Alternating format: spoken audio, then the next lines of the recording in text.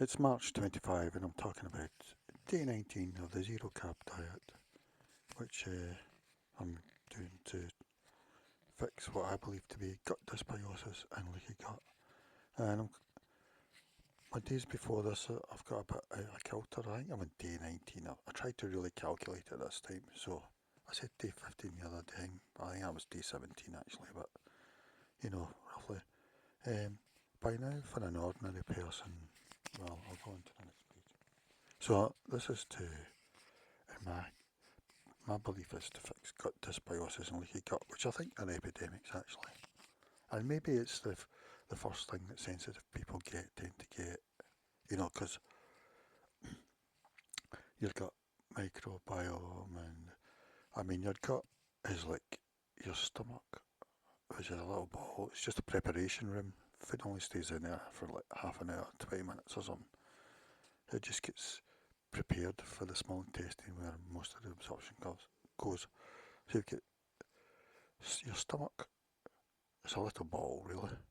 Uh, your small intestine, which is a very long, thin, windy pipe, and that's where most of your absorption happens.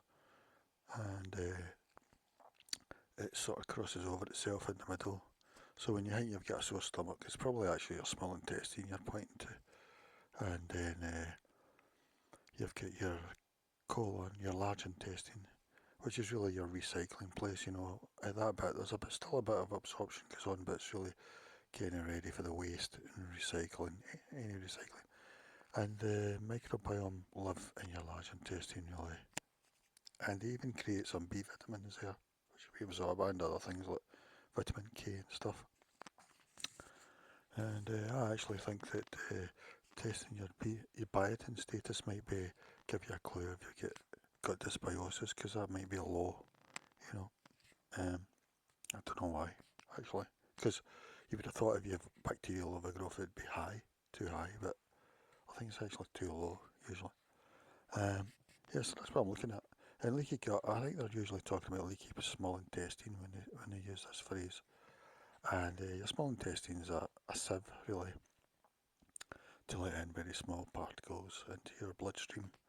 But when you've got leaky gut, it starts letting bigger particles through.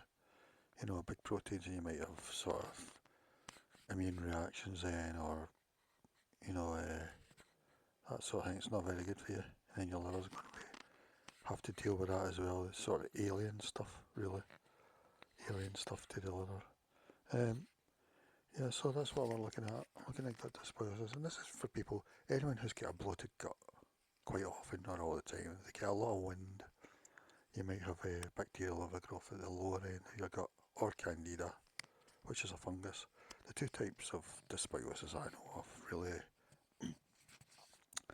are either bacteria or fungus. Bacteria, your normal microbiome, out of control, overgrowth, or fungus. We all have a bit of candida albicans in our large intestine, but if it gets out of control, then you've got a fungal overgrowth. And I think the difference might be, I could be totally wrong about this.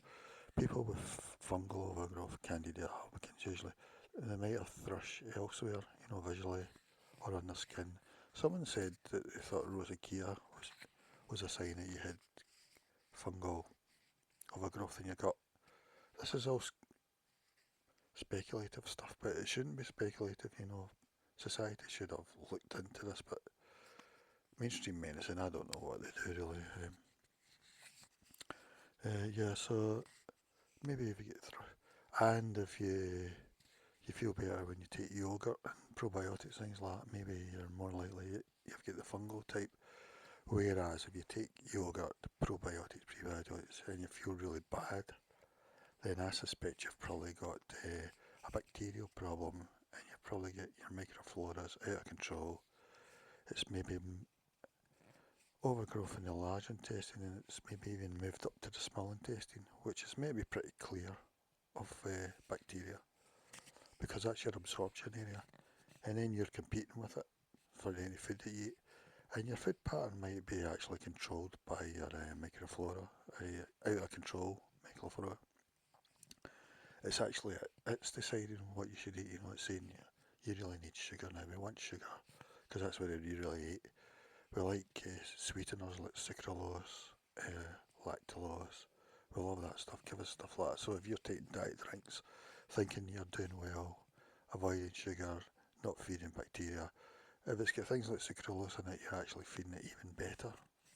So that's something to remember. And yeah, so that's what we're talking about. Yeah, day 15, just to give you an update. Yeah, one thing I didn't realise, but I stay awake all day now, which is unusual for me. And I used to take naps all the time, and I think they were actually like drunken naps because even though I don't drink, when you get fungal overgrowth, you're actually producing ethanol. So they call it auto brewery syndrome. Now, it's a lot less than if you were drinking alcohol, the ethanol production, but having it in your system all the time can be very good. So, and then they don't really think of bacteria as producing the alcohols that make you drunk, but I think bacteria do produce alcohols. It's just its types that we don't drink normally because they don't taste very good. So, butanol, these sort of things. So, bacteria do produce alcohols. So, I think autoimmune syndrome is probably quite a big issue. Maybe to do with mental health problems, chronic fatigue, all these sort of things.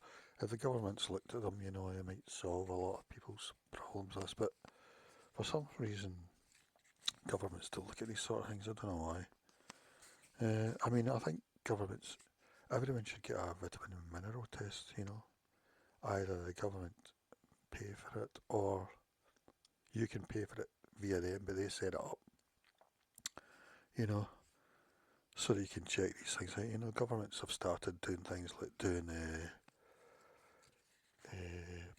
stool tests for the first signs of colon cancer. Every 2 years or something. You know, if you could do a lot of preventative stuff, or even maximum condition stuff. Like vitamin and mineral tests. Because I've done some myself and it just hit and miss. But I was low for biotin. What was I can't remember what other ones, but anyway. Yeah, I stay awake all day, so I used to have sort of drunken naps, like I say, even though I wasn't drinking. And I think it was just when you eat sugar and then the bacteria feed off it, they produce alcohols or other toxins. So you feel tired and you have a bad sleep. It's not refreshing. So my sleep pattern is it's better than what it was, but it's not refreshing still. And a bit of a nightmare, sleep 2 nights ago. And I associate that with toxicity generated by microflora or fungus, whatever it is. So it could be I feel as if I'm still in die-off phase, 15 days later. So I still feel rough. So I feel better though, I feel better than I did. I don't feel that scared way at the moment. That could be something else, like drinking coffee and stuff, so I'm still not sure I'm on the right path, but I'm going to keep going anyway, because in the past, what I've done is I've thought it was candida. I've taken the low sugar diet, plus I've still eaten complex carbs, and that's a disaster if it's bacteria because they feed off complex carbs. I think they probably even prefer complex carbs because that means the ones lower down, get a right good feast. Because their way of living is they feast off your food, they party for maybe 10 hours, produce a lot of gas, and then they die, basically. And then you repeat it the next day, or the next meal. So that's the way they sort of live. Partying, with the partying, that's when you produce a lot of gas. So you're bloating, uh, gas. If you're burping, it's maybe the bacterial overgrowth's quite high up in your small intestine. It's coming up the other way. That's Dr. Norm Rollard's theory. Um, yeah. So I'm not sure I'm on the right path. So that's frustrating, but I'm going to keep going anyway. Uh, and the diet, I'm really eating meat. I'm eating mince, and I find some sausages as well, which I'd rather not have because they've got hidden carbs, probably in the casing and stuff. I'm eating some mixed veg, basically. Even the mixed veg I would rather do without, but I'm going to keep going just now because I just associate them with goodness.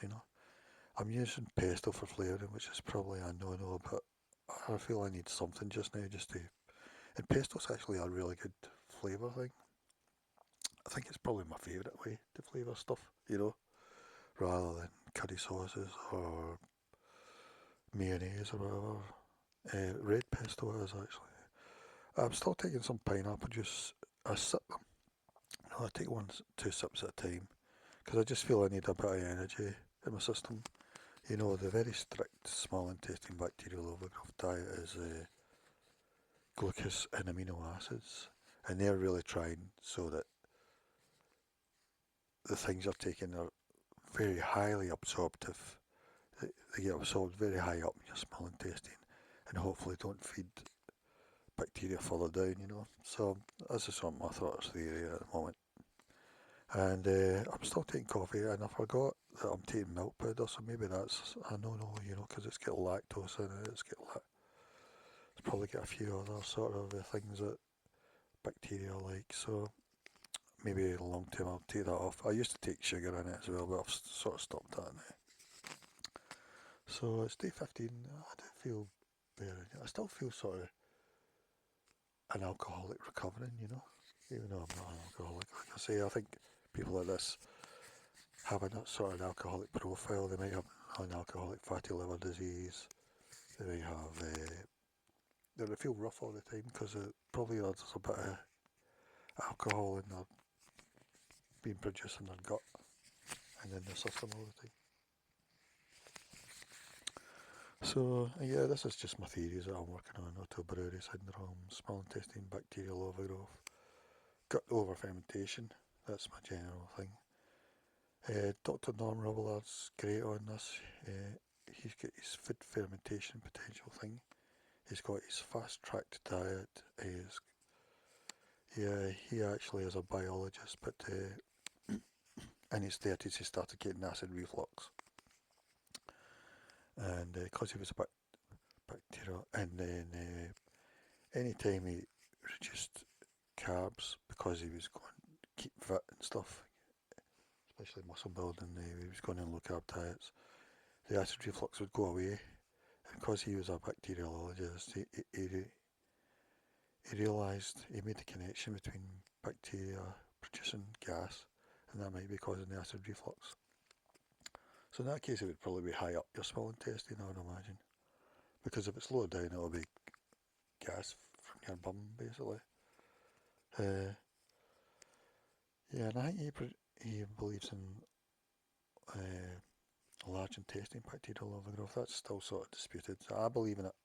I think your microflora, it's in your large intestine, but I think it can get out of control there as well, just too much. Yeah, these are the sort of concepts I'm working on. Die off, yeah, this is the famous die off. I mean, traditionally, someone on the candida diet for fungus, dysbiosis, the likes of Liam Chato said that they should feel better after a week. So I don't really feel better after 15 days, but I feel a bit better. But um, I've probably lost a bit of weight as well, if I got to say that. But my batteries ran out on my weigh machine, so I can't tell. Maybe I lost a kilogram or something, I don't know. So die off, that's a concept. In a normal person, it'd probably be a week or something. But if you're long term, it's probably a lot longer. And also, most people, if you check these forums, cyber forums, the people are very long term, decades, and maybe they're special cases. So it's not easy.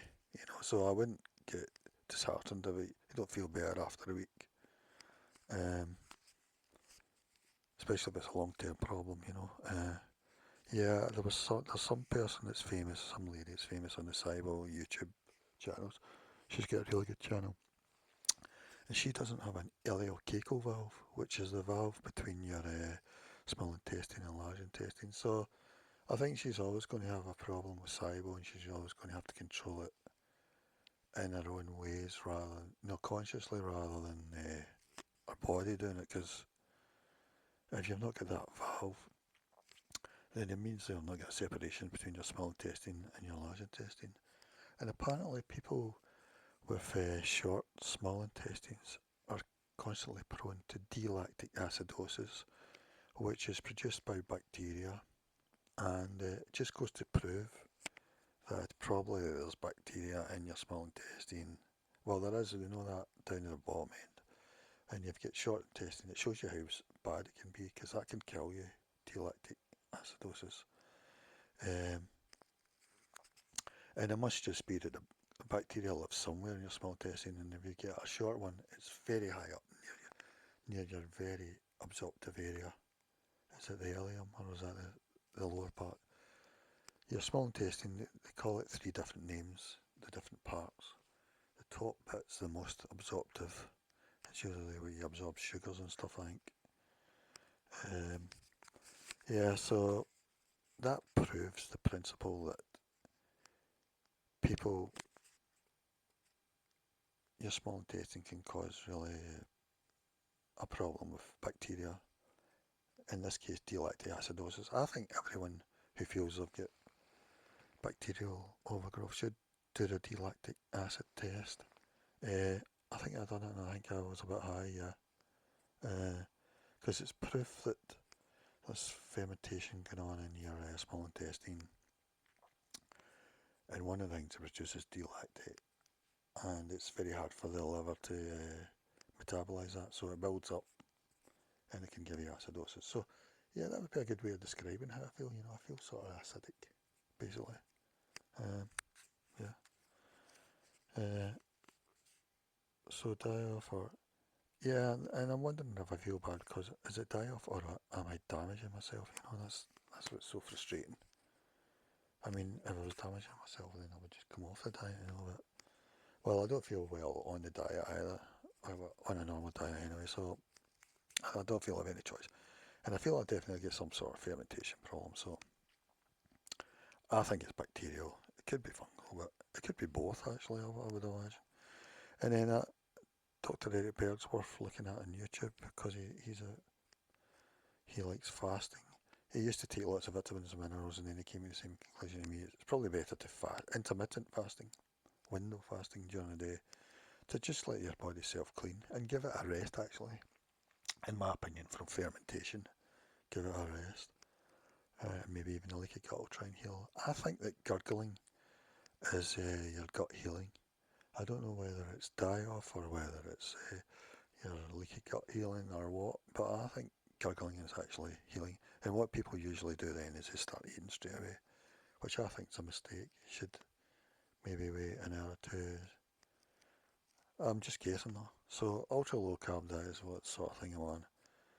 I mean, I don't think it's good long term, but I think Dr. Norma says you can live on an ultra low carb diet. Don't quote me on that, because I could be wrong. Yeah, so I'm avoiding complex carbs and sugars. So if it's bacterial, you need to especially avoid complex carbs. And also sweeteners, any alcohols that are, like lactose, sucralose, things that bacteria feed off that we can't metabolize, because that's even better for them. They prefer that even.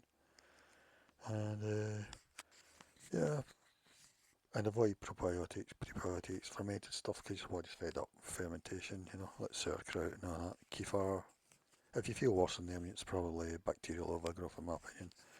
Okay, that's been for day for 19. I'll keep you updated. Bye.